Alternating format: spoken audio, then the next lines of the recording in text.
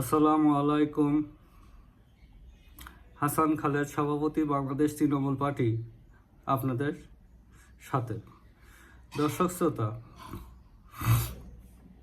আজকে আপনাদের সাথে কথা বলবো অধ্যাদেশ জারির বিষয়ে। 2024 সালের 5ই আগস্টের পর 8ই আগস্ট অন্তর্বর্তী সরকারের গঠনের পর এই অধ্যাদেশ জারির একটা ট্রেন্ড দেখা যায়। এই অধ্যাদেশ জারি কতটা আইনসঙ্গত, সংবিধান সমর্থন করে, সেই বিষয়টা নিয়ে আপনাদের সাথে কথা বলব। আমাদের সংবিধানের অনুচ্ছেদ 93-তে রাষ্ট্রপতিকে অধ্যাদেশ জারির ক্ষমতা দেওয়া হয়েছে। এই অধ্যাদেশ জারির কখন করে সেটা আপনারা জানেন বা সংবিধানে উল্লেখ করা আছে, সে বিষয়ে আমি আলোচনা করতে যাচ্ছি না এই ক্ষুদ্র পরিসরে। আবার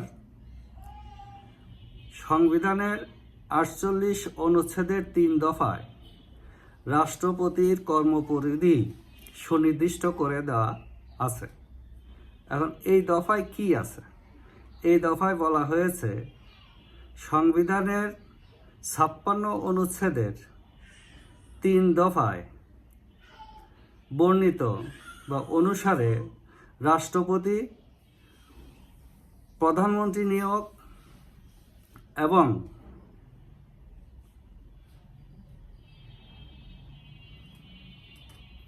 এবং 95 অনুচ্ছেদের 1 দফা অনুসারে প্রধান বিচারপতির নিয়োগ দিতে পারেন সরাসরি। অন্য সকল কর্ম প্রধানমন্ত্রীর পরামর্শে রাষ্ট্রপতিকে করতে হবে। তাহলে এখন কি দাঁড়ালো? এখন তো প্রধানমন্ত্রী নাই। 8ই আগস্ট 2024 থেকে দেশে প্রধানমন্ত্রী নাই। না থাকার কারণে রাষ্ট্রপতি তার পরামর্শ থেকে বঞ্চিত, কাজেই উনি অধ্যাদেশ জারি করতে পারেন না সংবিধানের 93 অনুচ্ছেদের ক্ষমতা বলে। যদি তিনি কোনো অধ্যাদেশ জারি করে থাকেন তবে তা বাতিল অধ্যাদেশে পরিণত হবে, আইনগত কর্তৃত্ব বহির্ভূত হবে। এইটা হলো আইনগত বিষয়। আবার যদি আমরা সিম্পল যুক্তির কথা চিন্তা করি, যে রাষ্ট্রপতি অধ্যাদেশ জারি করেন কার জন্য?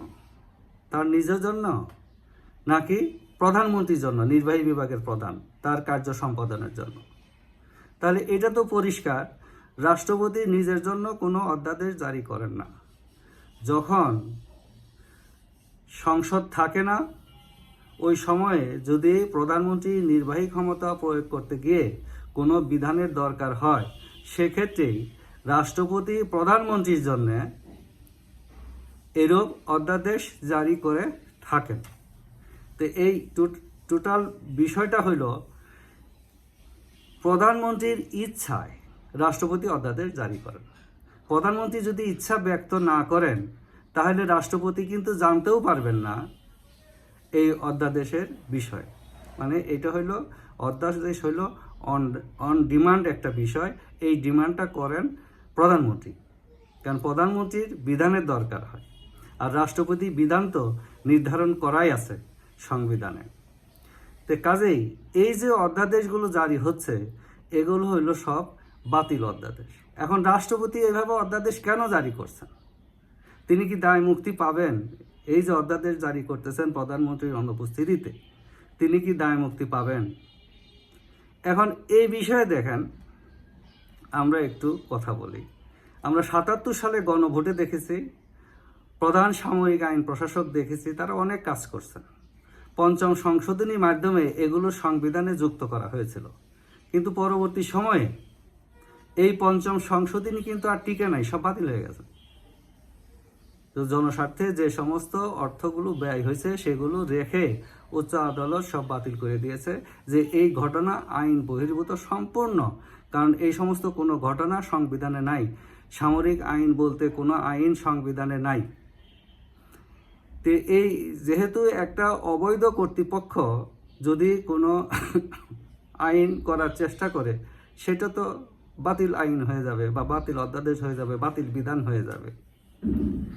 তো এই জিনিসটা দীর্ঘদিন যাবতই আমাদের দেশে এই বহু বহু অধ্যাদেশ ইতিমধ্যেই জারি হয়ে গেছে। এই সকল অধ্যাদেশ বাতিল।